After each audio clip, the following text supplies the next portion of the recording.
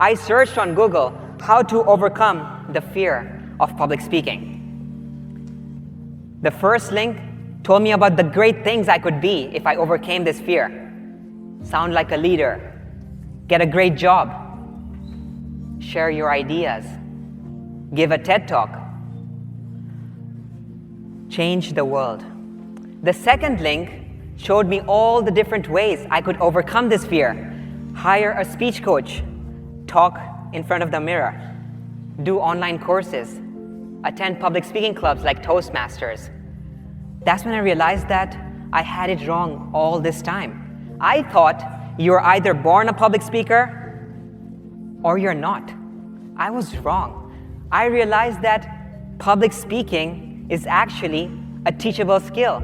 That means that if any one of you here wants to speak powerfully, like any of your famous public speakers, yes, you can. We all can. Now, some of these solutions worked for me, others not so much. Like hiring a speech coach, that was outside of my student budget. But online courses, that's where I learned how to vary my tone up and down, how to talk really, really fast so that I could get someone excited, or to slow right down to get someone's attention.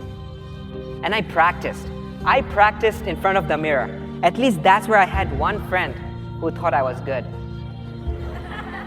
As for the public speaking club, Toastmasters, that was fantastic. I got to go in front of others and I got feedback on what I did good and what I did bad. So I did all these things and I realized that first I was trapped in this cold, dark hole where the fear of public speaking haunted at me. It pulled me down. And over here was this promise of sunshine, of green pastures, no anxiety. But the path from here to here was all over the place. I had to do all these things. And I thought to myself, there had to be one simpler way. There had to be one way that I could go from here and leap to here. So I went back to Google, the source of all wisdom, did some research, and I started learning and reading a lot about artificial intelligence, about these personal assistants we have in our pocket, like Siri, Alexa, who understand what we're saying. Hey Siri, what's the next meeting I have? Okay, here's your meeting. They understand what we say. What if they could also understand how you're saying something and analyze your voice? What if they could be your speech coaches? What if every single person in the world, anywhere, had their own personal, on-demand speech coach? Can you imagine a world where anyone has this help to help them overcome this fear of public speaking, to help them speak powerfully, to help them share their ideas?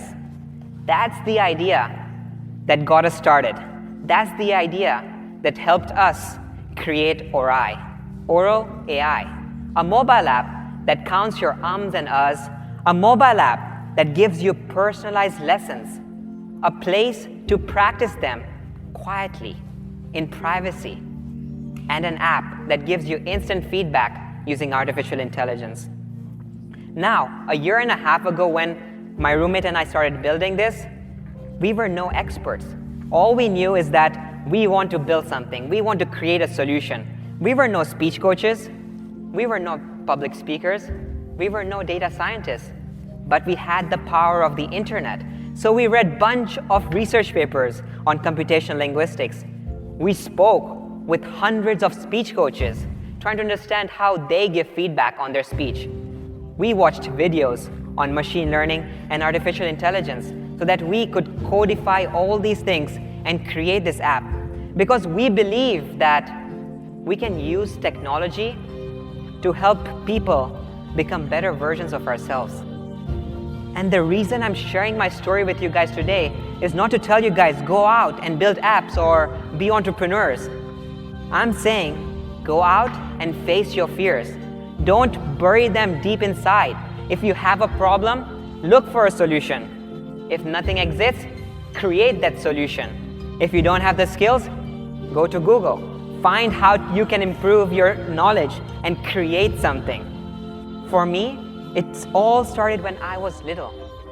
That first time I felt the fear of public speaking. That's what empowered me to act. That's what empowered me to go on this journey of becoming a better speaker. And this journey is never ending. You will never see the finish line. In fact, there is no finish line in public speaking. You can always get better.